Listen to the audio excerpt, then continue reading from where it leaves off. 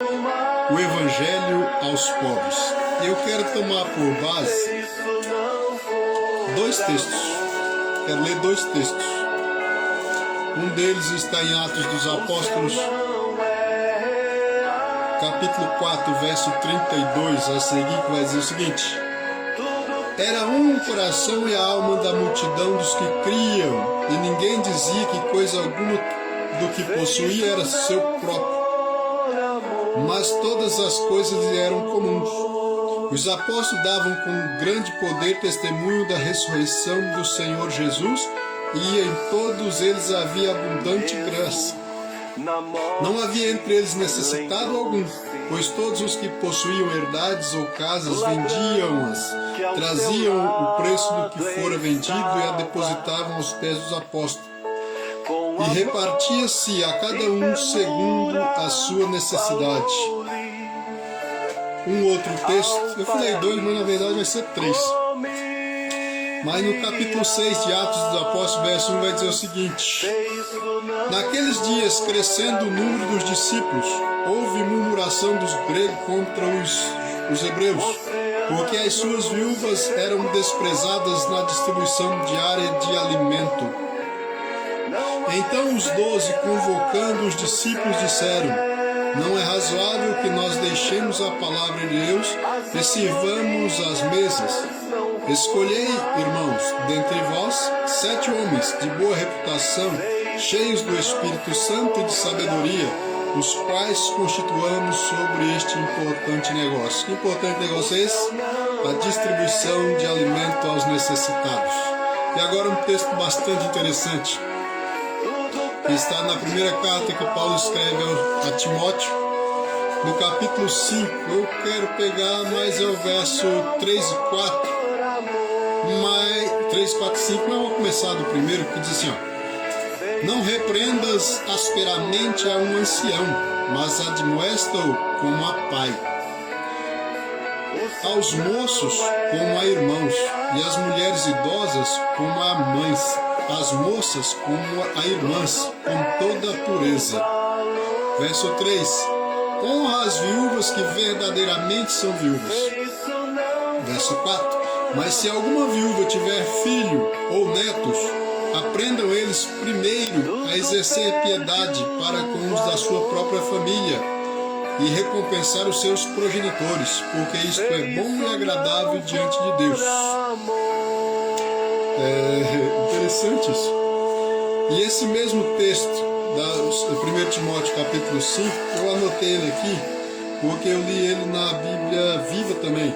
Capítulo 3 e 4 verso 3 e 4 do capítulo 5 da primeira carta a Timóteo diz assim: a igreja deve cuidar com carinho das mulheres cujos maridos morreram, se elas não tiverem ninguém mais para ajudá-las, mas se tiverem filhos ou netos, são estes que devem tomar a responsabilidade, pois a bondade deve começar em casa, com o sustento dos pais necessitados. Isto é uma coisa que agrada muito a Deus. Nos últimos tempos aumentou muito o número de pedintes, mendigos pelas ruas. É bem verdade que aumentou muito o número de pessoas necessitadas, também como aumentou o número de pessoas milionárias.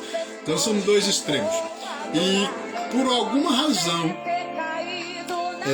a pobreza, a miséria, a mendicância se tornou uma indústria.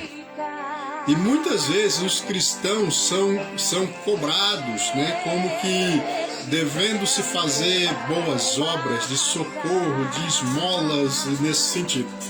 Mas se tem uma coisa que eu aprendi depois de algumas dor de cabeça e de tanto errar, foi que eu, na condição de igreja, não tenho obrigação nenhuma com pessoas irresponsáveis, pedintes mendigantes, que têm família. Essa é a grande realidade.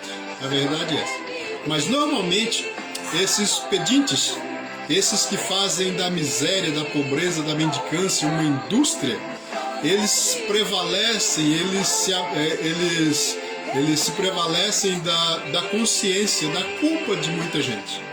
Então, normalmente eles estão em lugares onde as pessoas estão desfrutando de algum lazer ou de algum conforto e expõem a sua história, a sua situação, a sua condição de miserável e pobre, desgraçado, e muitas vezes a nossa consciência ferida, a nossa consciência pesada e muitas vezes carregando uma culpa por causa que você tem uma condição, né? Por mais que você tenha lutado, trabalhado igual um louco para chegar onde chegou, você sente na responsabilidade, porque o pouco que você tem, se comparado com a história que você ouve, é nada, ou seja, é muito para ti e nada para ele. Então muitas vezes a gente cai nessa besteira de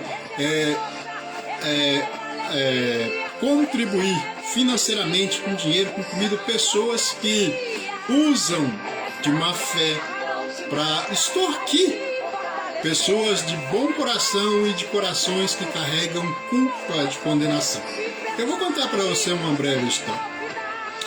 Tempos atrás, eu estava na igreja, né? É engraçado que eles nunca chegam para o culto, eles chegam sempre no final do culto. Eles ficam nas esquinas esperando o culto acabar, ou na hora que está quase acabando, eles se apresentam com a história mirabolante da sua necessidade, e você muitas vezes é compungido, porque você olha para aquilo que você tem e olha para aquilo que ele não tem, para a história que ele apresenta, e você acaba tirando daquilo que é teu, da tua família, para colocar na mão de pessoas que usam de má fé.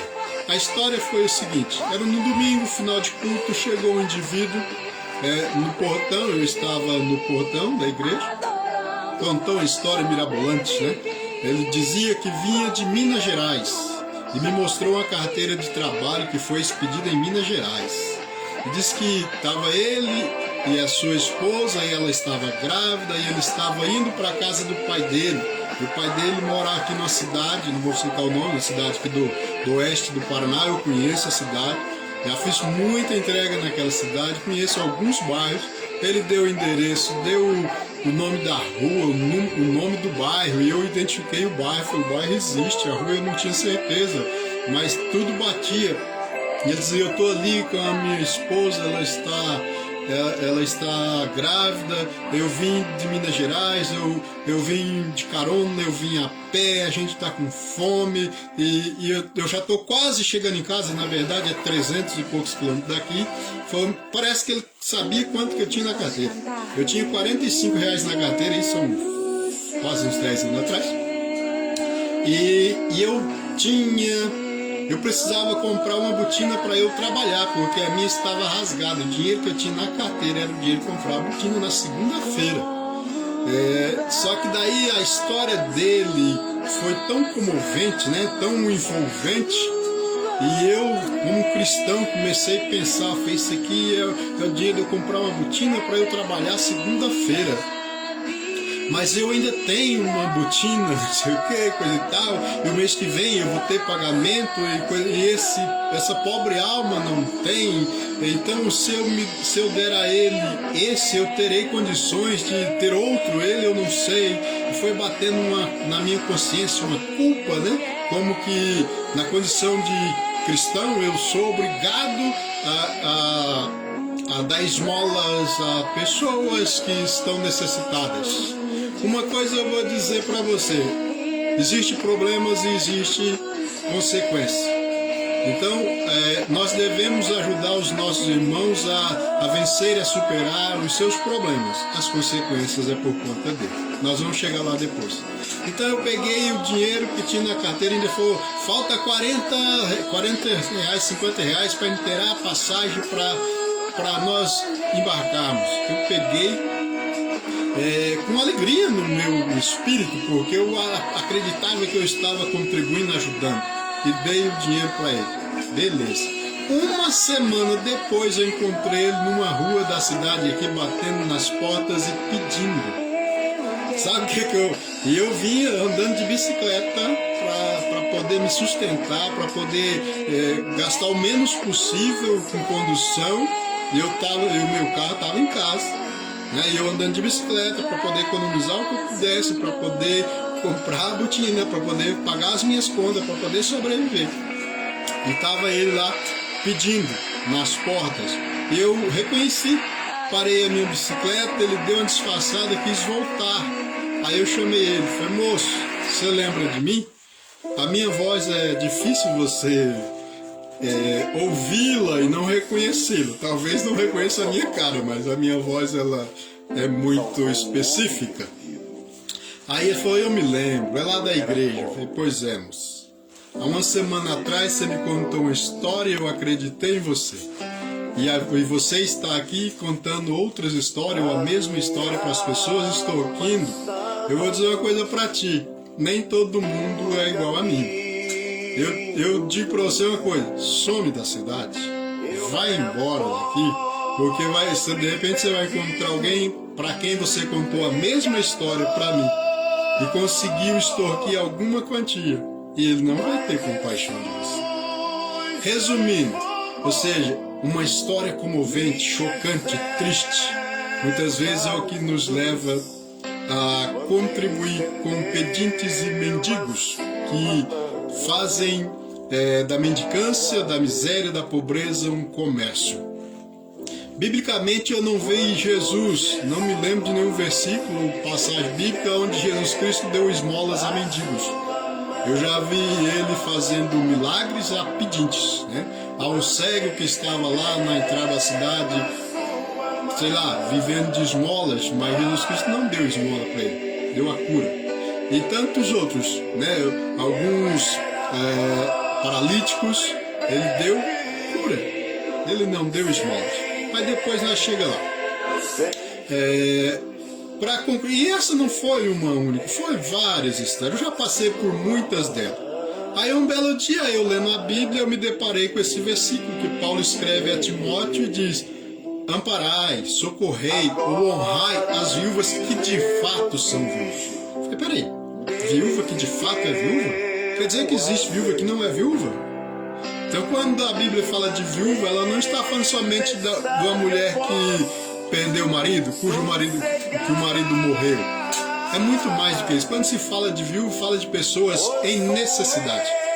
Pessoas vivendo em situação muito triste, né? Uma situação de necessidade extrema. Desamparada, mas que não tem família. Então, veja que essas pessoas normalmente elas ficam na porta de mercado, onde tem fluxo de gente, onde tem fluxo de pessoas gastando, né, o suor do seu trabalho com algo para a sua família, muitas vezes se comove. Na porta de banco e assim por diante. E quando eu li esse texto eu aprendi uma verdade: eu não tenho responsabilidade nenhuma com aqueles que, tendo família, abandonam a sua família, desprezam a sua família e se lançam mundo afora, levando uma vida de pedintes. Oferece a ele trabalho para ver se eles querem. Não querem, eles querem esmolas. E essa indústria é lucrativa.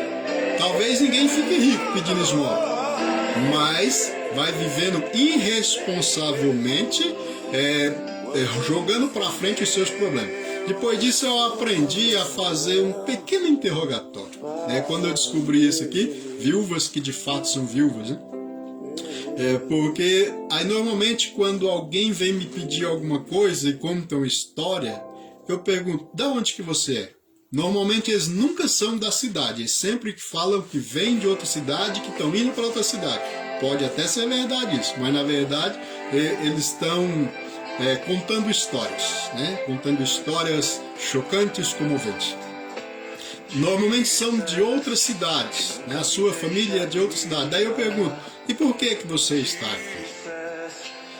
Porque eu me desentendi com meu padrasto, com a minha mãe, com meu irmão, não sei o que e tal, e contam as histórias mais mirabolantes. Eu simplesmente digo, ou seja, as pessoas que maior responsabilidade têm contigo é a tua família, porque também são aqueles que mais te amam e mais te conhecem. Um conselho eu te dou: volte para a tua família, peça perdão para quem tem que pedir perdão, refaça a tua vida e eu tenho certeza que a tua família vai te ajudar a se levantar. E às vezes eu até pergunto, quanto é que resolve o teu problema? Ah, dá R$5, R$10. Eu falo, se eu te der R$1.000 agora, não vai resolver o teu problema. Você vai gastar tudo e amanhã você vai estar pedindo novamente. E a grande verdade é essa. Então muitas vezes nós, cristãos, achando que estamos fazendo uma grande obra, fazendo uma grande caridade, dando esmolas, na verdade nós estamos cometendo um erro muito grande, tentando amenizar a culpa que muitas vezes sentimos ao ouvir estas histórias. O que eu quero dizer para você é o seguinte, a igreja tem responsabilidade? Tem. A igreja tem responsabilidade. Em que sentido? De ajudar a pessoa a se levantar, se colocar de pé e ter uma vida própria. Não é um indivíduo, não é um cristão dando uma esmolinha aqui e acolá que vai resolver o problema da pessoa. Primeiro, porque o problema da maioria delas não é o frio e nem é a fome. O problema delas é muito maior do que esse. Mas é claro que Tiago vai dizer no capítulo 2, do verso 15, e se o irmão ou a irmã estiverem nus e tiverem falta de mantimento cotidiano, e alguém de vós lhe disser, ide em paz, aquentai-vos e fartai-vos, e não lhes derdes as coisas necessárias para o corpo, que proveito virá daí? Ele está dizendo que se alguém tem fome, tem frio, e eu digo, vá em paz, que Deus te abençoe, eu não fiz nada por ele, ela vai continuar com fome e com frio. Tá. E se a pessoa está com fome, com frio, perdido sem Jesus, sem salvação, e eu dou a ela comida, dou a ela alimento e dou a ela dinheiro, resolve alguma coisa? Também não. Então, da mesma forma que pregar o evangelho não dá comida ao necessitado, daquele que está passando fome e frio, não resolve, dar alimento e dinheiro e não pregar o evangelho também não resolve. E eu digo uma coisa, as pessoas têm fome todo dia. Então não adianta um dia na vida ou no mês eu der a ela algum trocado, porque ela vai continuar na mesma vida. Então eu entendo o seguinte, conforme os textos que nós vimos a princípio, que a igreja, entre os irmãos não havia necessidade nenhuma, porque um era o coração e a fé dos irmãos, e ninguém dizia o que ele tinha era dele, porque tudo era em comum, e vendendo propriedades, traziam aos pés dos apóstolos para que fosse repartido com os necessitados.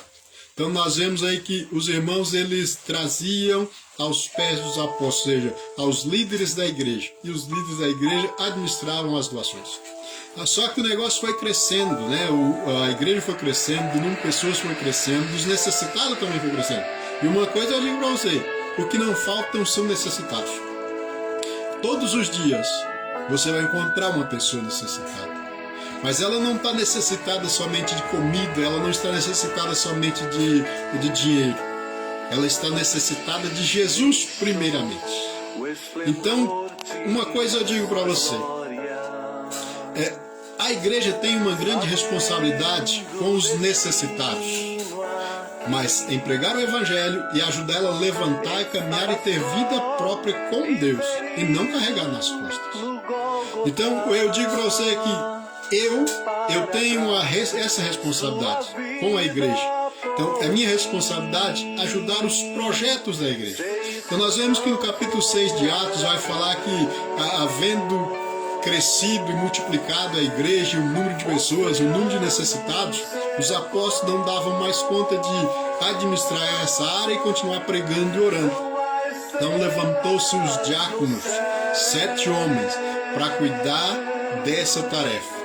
Então, o que eu digo para você, o que falta para a igreja é uma estrutura para cuidar dos necessitados. Na cidade onde eu moro, são cerca de 90 mil habitantes, um pouco mais, um pouco menos, talvez um pouco menos. Desses 90 mil, eu creio que tem pelo menos 30 mil crentes evangélicos, sem contar os cristãos, né? De uma forma geral. Então, se for ver, nós vamos ter pelo menos uns 80 mil cristãos, de um modo geral. E quantas pessoas em condições de necessidade existem? Não sei te dizer, mas não deve ter mais do que 1000 pessoas em necessidade extrema, na rua, situação de rua e de fome. Não tem mais do que isso. Não tem. Mas vamos dizer que teria essa quantia. Quanto custa para poder manter uma instituição, um ambiente, uma casa de abrigo, para dar alimento, para dar a eles instrução, um curso, uma formação profissionalizante e encaminhá-los para o mercado de trabalho? Então eu tenho certeza que a Igreja Unida conseguiria fazer isso. Então, no plano de Deus, é isso que nós precisamos fazer. É uma igreja que unida em unidade, se comprometa com projetos sociais. São projetos sociais e não ações isoladas de dar esmolas para mendigos na rua. Não resolve o problema. O problema dele continua, a necessidade continua e nós vamos tentando amenizar a culpa. Então nós vemos que Paulo, quando escreve a Timóteo, ele vai dizer: honrai as viúvas que de fato são viúvas. Vamos pegar aqui de novo. 1 Timóteo capítulo 5, verso 3. Honrai as viúvas que verdadeiramente são viúvas. Mas se alguma viúva tiver filhos ou netos, aprendam eles primeiro a exercer piedade para com os da sua própria família e a recompensar os seus progenitores, porque isto é bom e agradável diante de Deus. Aqui, verso 5. Ora, aqui é verdadeiramente viúva e desamparada, espera em Deus e persevera de noite e de dia em súplicas e orações. Mas a que vive em prazeres mesmo vivas está morta. Manda, pois, estas coisas para que eles sejam irrepreensíveis. Mas se alguém não cuida dos seus, e principalmente dos da sua família, negou a fé e é pior do que o incrédulo. O que Paulo está dizendo aqui é que a família é responsabilidade minha. Eu sou responsável pela minha família. Na falta de alguém para cuidar da minha família, então a igreja entra. Então o que eu estou dizendo, de repente não é aquilo que você queria ouvir hoje. De repente você queria uma palavra de bênção, queria que eu liberasse uma profecia de cura para a tua vida. Mas eu estou te dando instrução do que é ser um cristão na face da terra. Porque o que eu vejo é a indústria da mendicância crescendo. E cristãos sendo enganados, não pelos mendigos, enganados pelo um coração que não conhece o Cristo e nem o que é o Evangelho. Muitas vezes o peso da culpa, muitas das vezes sentindo-se culpado, alimenta essa indústria da mendicância, mas não resolve o problema da pessoa. Então muitas pessoas vivem pedindo, mendigando, acostumaram com essa vida na qual o diabo as lançou numa vida de miséria e mendicância. E se eu alimento ela na miséria e na mendicância, eu estou contribuindo para que ela continue lá. Então é minha responsabilidade como igreja apoiar, contribuir com os projetos sociais da igreja para alcançar estas pessoas. E por que eu digo isso? Há pelo menos 15 anos eu participo de projetos sociais da igreja. É outra denominação? Mas foi o projeto social que me foi apresentado. A igreja onde eu sirvo a Deus não tinha esse projeto. Mas então eu conheci esse projeto. E eu destinei um percentual da minha renda, salário, férias, 13º, eu tiro um percentual e envio esta associação. Tem pelo menos 15 anos isso. E eu faço. E eu me comprometi, enquanto eu estiver renda, enquanto eu estiver vida, eu vou estar nesse projeto. Mas eu aprendi uma coisa: honrai as viúvas que de fato são viúvas. Porque nem toda viúva é viúva de fato. Não é porque o marido dela morreu, ela está desamparada. Não, ela deve, se tiver pai, tiver mãe, tiver irmão, tiver tio, tiver primo, tiver filho, então estes são responsáveis por ela. Então, da mesma forma, quando fala de viúva, fala de pessoas em situação de desamparo. Então, muitas pessoas que se apresentam desamparadas, contando histórias mirabolantes, comoventes, chocantes, tristes, são aproveitadores. E eu não tenho responsabilidade nenhuma. E não carrego culpa comigo. Muitas vezes eu me ofereço, eu oro por ti, eu abençoo a tua vida e te dou um conselho. Volta para a tua família, arrependa-se, entrega a tua vida a Cristo, peça perdão a quem você precisar pedir perdão, e eu tenho certeza que a tua família, que são aqueles que mais te amam, são aqueles que mais te apoiam, e eles te ajudarão a se levantar. Eu não tenho compromisso nenhum. Agora, se a igreja tem uma instituição que cuida dessas pessoas em situação de rua, de fome, desabrigado, a igreja então ela vai dar o alimento, mas vai ter um profissional, vai ter um líder espiritual que vai estar orientando, que vai estar ajudando ela a entender e resolver os seus problemas. Porque o problema de muitos não é a falta da comida, não é a falta do agasalho. O problema de muitos é rebeldia contra pai e mãe. O problema de muitos são vícios, drogas. O problema de muito é falta de humildade, falta de crer em Deus e falta de amar a Deus. Então não vai adiantar nada eu encher a barriga dele de comida e dar dinheiro para ele. Então essas coisas eu aprendi, eu não faço. Às vezes eu até faço, conscientemente. Quando alguém chega com uma história muito criativa, eu falo, vou te dar só porque a tua história é criativa. Então é comum, se você já experimentou ir na farmácia, comprar um medicamento com a receita com mais de 30 dias? Simplesmente o farmacêutico não vai te vender, se for remédios que precisam de receita, que são controlados, porque ele vai dizer, essa receita está vencida, não serve mais.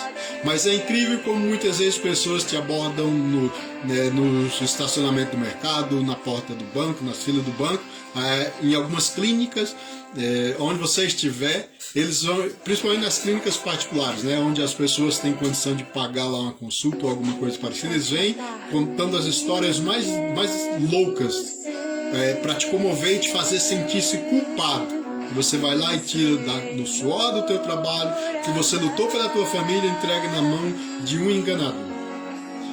Então, tem uns que tem uma receita plastificada, ela está amarela, já tem 2, 3 anos, você vê que aquela receita não vale para nada. Não sei como ele conseguiu, mas está usando dela para arrancar dinheiro, falando que tem uma doença, falando que precisa comprar aquele remédio, e eu ouvi cada história. Dias desses eu estava numa clínica, e apareceu um cidadão lá e ele mancava do braço, para você ter uma ideia. Porque ele arrumou uma bengala e ele andava e se apoiava nessa bengala, mas ele não mancava da perna, ele mancava do braço. Foi estranho isso, Ou seja, ia ali, pedia e fazia-se vitimizado, usando a pobreza e a miséria para poder se dar bem nas custas dos outros. Então, o evangelho que eu conheço não é esse. O evangelho que eu conheço é o evangelho de socorro ao necessitado, sim. Mas não é você simplesmente alimentá-lo e dar dinheiro para eles na rua. A igreja de Jesus Cristo, como nós vemos, os apóstolos, eles instituíram os diáconos, e os diáconos eram responsáveis por esta área, pela área social. Então toda a igreja devia ter uma área social, mas não é uma área social para ficar dando comida na rua, porque eu vejo às vezes aquelas campanhas fazem marmita e saem distribuindo comida na rua. Tinha que ser algo maior do que isso, precisava ser maior do que isso. A igreja tinha que ter um lugar, um ambiente, uma casa, um salão, aonde ela pudesse acolher essas pessoas desabrigadas, orientá-las, evangelizá-las, pregar. Devia ter um profissional de psicologia, psiquiatria, médico, alguma coisa nesse sentido, para fazer acompanhamento. Deveria ter cursos profissionalizantes. Se você pega um cidadão que está desempregado, está em situação de rua, e ele quer se levantar, ele quer trabalho, ele não quer um prato de comida. Ele quer um trabalho para viver dignamente. Agora, quem se sujeita a um prato de comida é porque o problema dele não é comida. O problema dele é falta de dignidade, falta de amor próprio, falta de Deus, falta de conhecer o Cristo e de conhecer o Evangelho. Então a igreja deveria dar o alimento, mas também pregar o Evangelho. A igreja deveria dar o alimento, sim, naquele momento ele está com fome, mas mais do que isso deveria pregar o Evangelho, instruí-lo, dar-lhe um curso e um destino.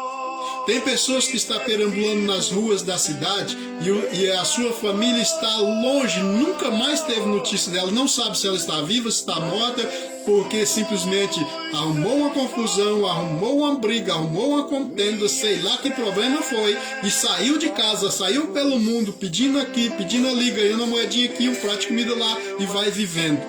E cada vez mais mergulhada na miséria e na desgraça. O diabo a colocou nela um espírito de miséria, desgraça e mendicância. Aprisionou. Aí eu, como um bom cristão, vou lá e dou uma moedinha para ele no sinal, no estacionamento do mercado. Eu estou resolvendo o problema dele? Não. Eu estou evangelizando ele? Não. Eu estou simplesmente eu estou pagando o carcereiro dele. Eu estou contribuindo, pagando o salário daquele que o mantém aprisionado. Ou seja, então ela vai vivendo daquilo. Então ela precisa muito mais do que isso. Então se engana o cristão que acha que dar um prato de comida para alguém está ajudando. Se engana aquele que acha que dar uma moedinha para alguém que está mendigando está ajudando. Não está ajudando. Não está ajudando. Ele estaria ajudando se a igreja, o ministério ao qual ele pertence, existisse uma área social, mas uma área social digna, uma área social de verdade, estabelecida, com um documento, com um local, com um abrigo para fornecer a essas pessoas uma estrutura, para poder acompanhar a história, entrar em contato com a família e dizer: o teu filho está vivo, tá? O teu irmão está vivo, ele está aqui, ele está bem. Nós estamos cuidando dele. Ele está estudando, ele está se profissionalizando, ele está fazendo um curso. E depois ele está bem, ele está empregado, está vivendo, ele está liberto desse espírito maldito de miséria e de mendicância. Então esse é o trabalho da igreja, e não ficar dando esmolas. Então essa verdade eu aprendi. E eu contribuo com uma associação que tem esse propósito, mas dar moedinha, dar um prato de comida, eu não caio mais nessa. Ele não pode contar a história mais mirabolante. Eu posso até, por causa da criatividade, contribuir, que eu já fiz isso. Mas com certeza, você está me enganando, mas a tua história é muito criativa. Mas eu não tenho responsabilidade nenhuma com esse tipo de coisa. Então muitas vezes nós não contribuímos com projetos na igreja, não contribuímos com ofertas na igreja, aí para aplacar, amenizar a culpa, aí nós damos esmolinhas, né? E às vezes nós pegamos essa prática de dar esmolas e quando chega na igreja, no momento de oferta, damos esmolas também. E achamos que está bem, que isso resolve.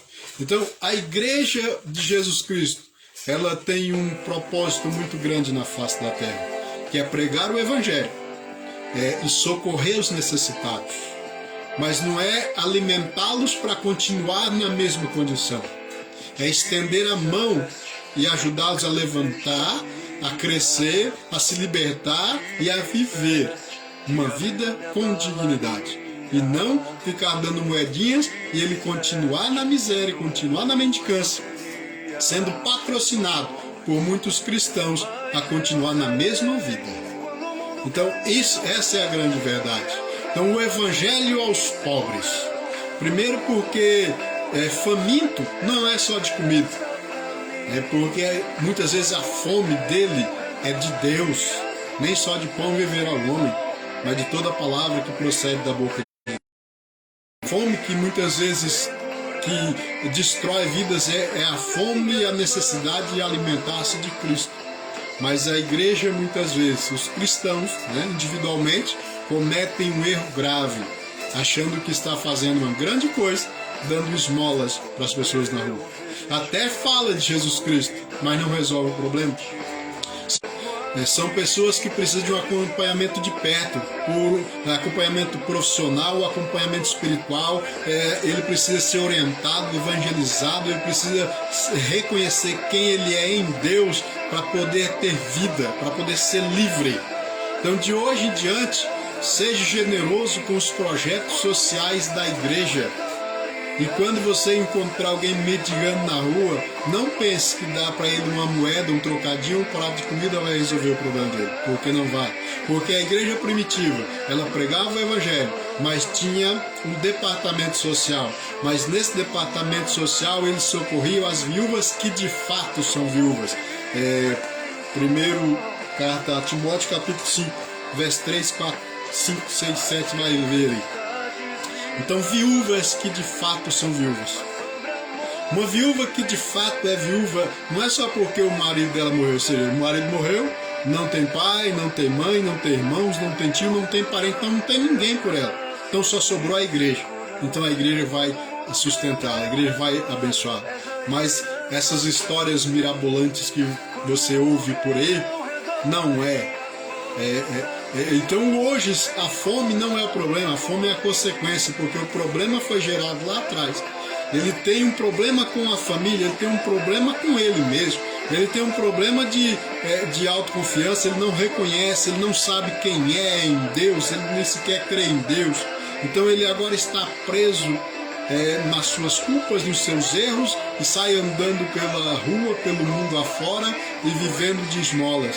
E dar esmolas não vai resolver o problema de ninguém. É isso que eu tenho para dizer. Eu espero que você tenha compreendido, espero que você tenha entendido verdadeiramente, porque o Evangelho não é dar esmolas. O Evangelho é, claro, socorrer o necessitado, mas não é com esmolas.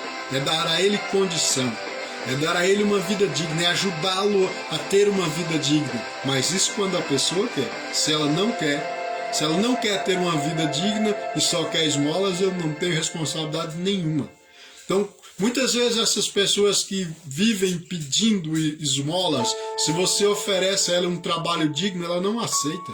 Porque ela se acostumou a uma vida indigna, porque o diabo colocou isso na mente dela. Escravizou naquela indignidade, naquela insignificância. Então o problema dela não é falta de comida. O problema dela não é falta de roupa. O problema dela não é a falta de banho. O problema dela não é cortar o cabelo. Isso ajuda? Ajuda, não sei aonde que ajuda. Ajuda em nenhum momento. A pessoa se sente alguém por um instante, mas no mesmo você vira as costas, o diabo vem sobre ela e diz que ela não é ninguém, que ela não serve para nada, que ela não é nada, e vai enfiando coisas na mente e no espírito dela, e ela volta para o mesmo lugar de mendigância e de miséria. Então, para arrancá-la da miséria, somente Jesus Cristo. E não é com esmolas, é com ações verdadeiras, é com ação intensa, é pegar ela na rua, levar para um lugar, dar ela um banho, dar ela comida, dar ela roupa, dar ela